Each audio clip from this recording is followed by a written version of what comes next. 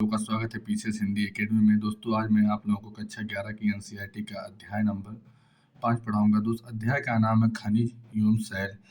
पृथ्वी विभिन्न तत्वों से बनी हुई है। इसकी बाहरी परत पर ये तत्व ठोस के रूप में और आंतरिक परत में ये गर्म एवं पिघली हुई अवस्था में पाए जाते हैं। पृथ्वी की संपूर्ण भूप्रकृति का लगभग 98% भाग 8 तत्वों जैसे ऑक्सीजन, सिलिकॉन, एल्युमिनियम, लोहा, कैल्शियम, सोडियम, पोटेशियम तथा मैग्नीशियम से बना है तथा शेष भाग titanium, hydrogen, phosphorus, manganese, sulphur, carbon dioxide, carbon, nickel एवं अन्य तत्वों से बना है। ऑक्सीजन 4.660, सिलिकॉन से 2.7 और 27.72, एल्युमिनियम 8.13, लोहा 5.00, कैल्शियम 3.63, सोडियम 2.83, पोटेशियम 2.59, मैग्नीशियम 2.09, अन्य 1.41। भूप्रकृति में पाए जाने वाले तत्व प्रायः अलग अलग नहीं मिलते हैं, बल्कि सामान्यतः ये दूसरे तत्वों के साथ इस प्रकार के खनिज एक ऐसे प्राकृतिक कार्बनिक खनिज एवं अकार्बनिक तत्व हैं जिनमें क्रमबद्ध परमाणिक संरचना, निश्चित रासायनिक संगठन तथा भौतिक गुणधर्म होते हैं। खनिज का निर्माण 2 या 2 से अधिक तत्वों से मिलकर होता है, लेकिन कभी कभी सल्फर, तांबा, चांदी, स्वर्ण, ग्रेफाइट जैसे तत्वीय खनिज भी पाए जाते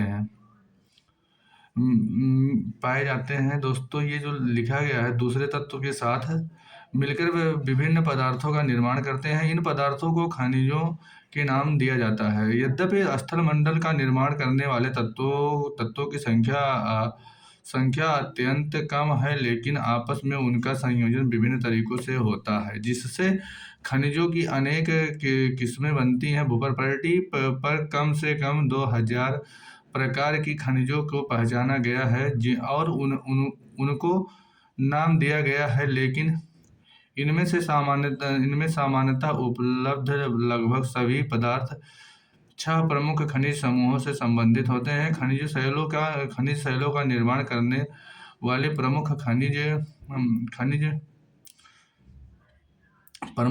माना गया है। पृथ्वी के आंतरिक भाग में पाए जाने वाले मैग्मा ही सभी खनिजों का मूल स्रोत होता है। इस मैग्मा में ठंडा होने पर भौतिक विशेषताओं और स्वभाव के आधार पर कुछ प्रमुख खनिजों को संक्षिप्त जानकारी यहाँ दी गई है। भौतिक खनिजों की विशेषता: क्रिस्टल का बाहरी रूप अणुओं की आंतरिक अवस्था द्वारा तय होती है कि घनाकार, अष्टभुजाकार, फष्टभुजाकार, प्रिज्म आदि विलदन सापेक्षिक रूप से समतल सतह बनने के लिए निश्चित दिशा में टूटने की प्रवृत्ति अणुओं की आंतरिक अव्यवस्था का परिणाम एक या कई दिशा में से एक दूसरे से कोई भी कोण बनाकर टूट सकते हैं। विभंजन: अणुओं की आंतरिक व्यवस्था इतनी जटिल होती है कि अणुओं का कोई तल नहीं होता। क्रिस्टल विल्सन तल के अनुसार नहीं, बल्कि अनियमित रूप से टूटता है। दोस्तों चमक: रंग के बिना किसी पदार्थ की चमक प्रत्येक खनिजों की अपनी चमक होती है, जैसे मेटेलिक, रेशमी, ग्लासी आदि। कुछ खनिजों में रंग उतनी परमाणविक संरचना से निर्धारित होती है, जैसे मैलाकाइट, एजुराइट, कैल्सोप्राइड आदि, तथा कुछ खनिजों में अशुद्धियों के कारण रंग आते हैं। उदाहरण के लिए अशुद्धियों के कारण क्वार्टज का रंग श्वेत, हरा, लाल या पीला हो सकता है। धारियाँ किसी भी खनिज के पीसने के बाद बने पाउडर का रंग खनिज के रंग का या किसी अन्य रंग का हो सकता है। मैका मेलाकाइट दोस्त बताया गया कि मेलाकाइट का रंग हरा होता है और उस पर धारियाँ भी हरी होती हैं।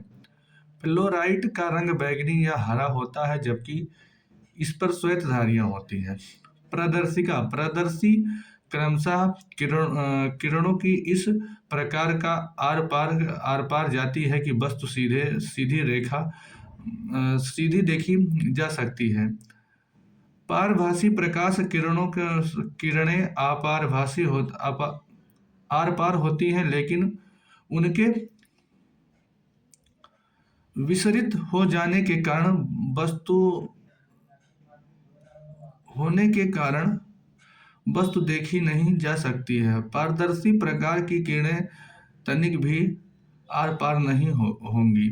संरचना प्रत्येक क्रिस्टल की विशेष व्यवस्था महीन मध्यावस्था अथवा खुरदुरे पिसे हुए तंतुयुक्त पृथक करने योग्य अपसारी विकिरणकारी कठोरता सापेक्षिक परिरोध का चिन्हित होने की 10 चुने हुए खनिजों में से 10 तक की श्रेणी में कठोरता मापना है। ये खनिज पहला ये जो खनिज है, पहला टैकल, दूसरा जिप्सम, तीसरा कैल्साइट, चौथा फ्लोराइड, पांचवा एम्पेटाइट और छठवां फेल्ड्सपर और सातवां क्वार्टज, आठवां टोपाज, नौवां कोंड्रम, 10वां हीरा। उदाहरण के लिए इस तुलना में नाखून 2.5 है तथा कांच या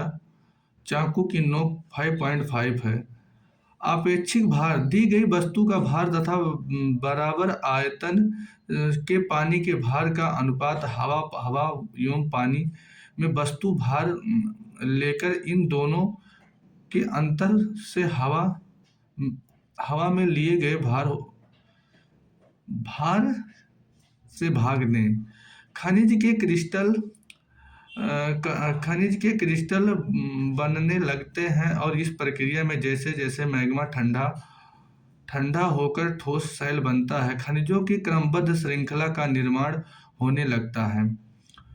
कोयला, पेट्रोलियम एवं प्राकृतिक गैस जैसे खनिज कार्बनिक पदार्थ तथा ये क्रमशः ठोस, तल व गैस के रूप में पाए जाते हैं। कुछ प्रमुख खनिज, उनकी विशेषताएं: फेल्ड्सपर सिलिकॉन तथा ऑक्सीजन सभी फेल्ड्सपर में उपस्थित होते हैं जबकि सोडियम, पोटेशियम, कैल्शियम, एल्युमिनियम आदि तत्व भिन्न फेल्ड्सपर में शामिल है। पृथ्वी की प्रॉपर्टी का आधा भाग फेल्ड्सपर से बना है। इसका रंग हल्का क्रीम से हल्का गुलाबी तक होता है। चीनी मिट्टी के बर्तन तथा कांच बनाने में इसका उपयोग होता है। क्वार्टज दोस्त जो है, क्वार्टज ये रेत एवं ग्रेनाइट का प्रमुख घटक है।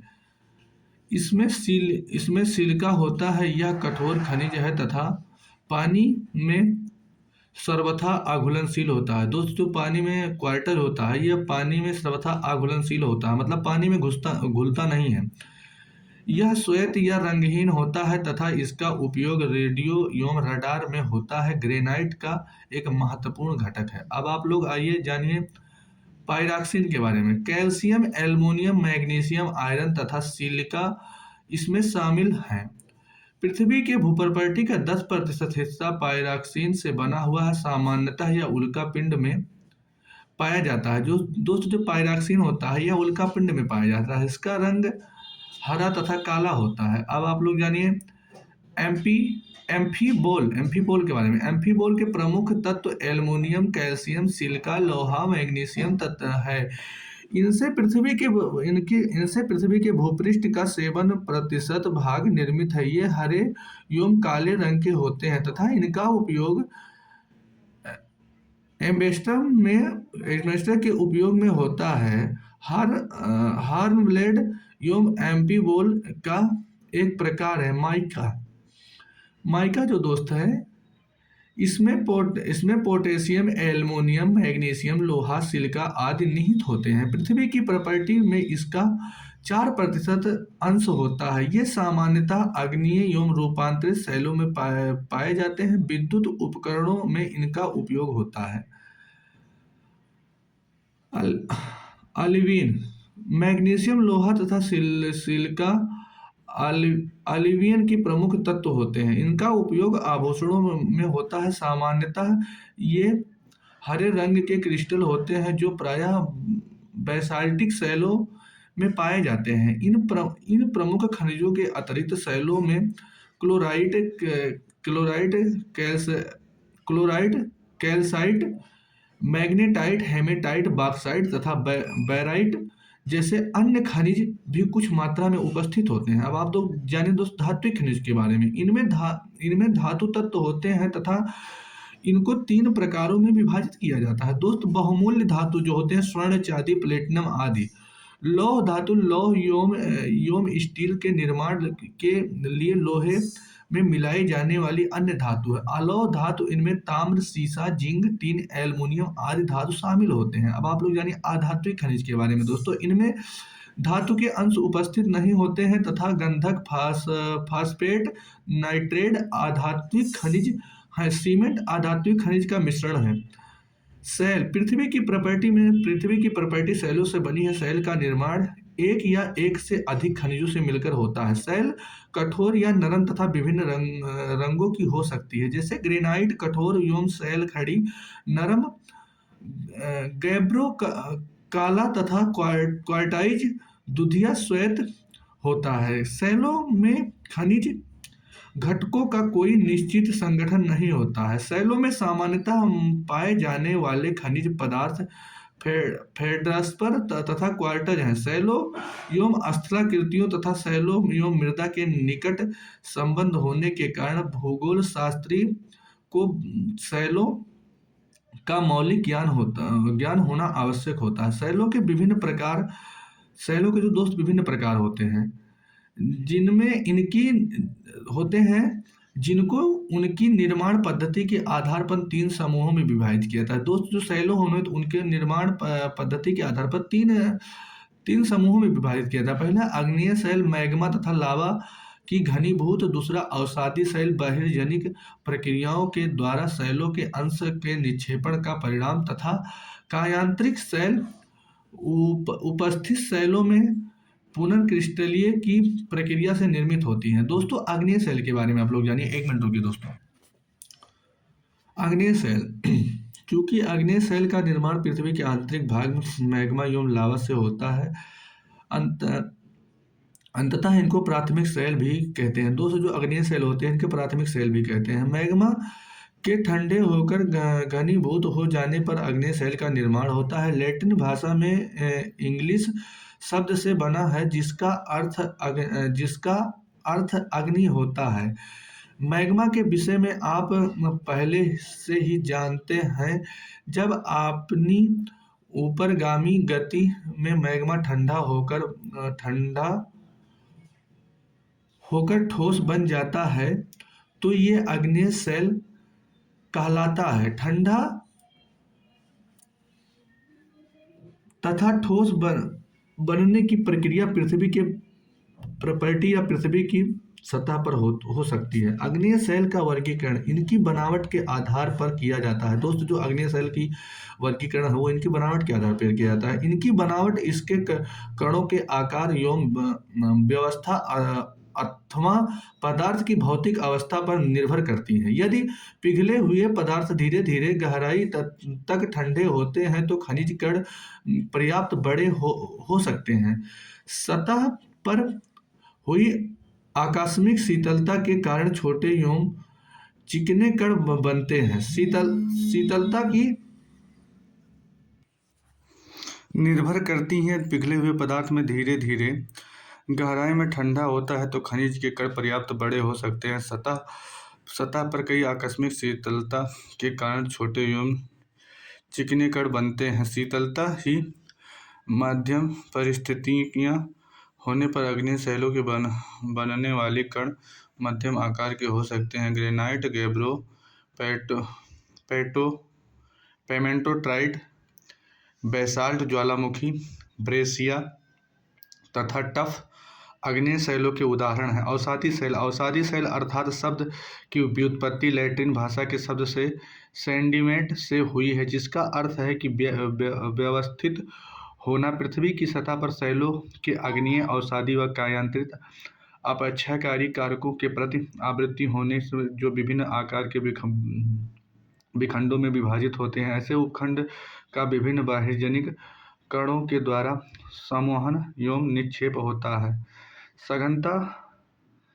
सघनता के द्वारा ये संचित पदार्थ शैलों में परिवर्तित हो जाती हैं। यह प्रक्रिया शीलीभवन कहलाती है। बहुत से अवसादी शैलों में निक्षेपित परतें शीलीभवन के बाद भी अपनी विशेषता बनाए रखती हैं। इसी कारणवश बलूकाश्म शैल जैसे अवसादी शैलों में विविध सांद्रता वाली अनेक सतहें होती हैं। निर्माण पद्धति के आधार पर अवसादी शैलों का वर्गीकरण 3 प्रमुख समूहों में किया गया है।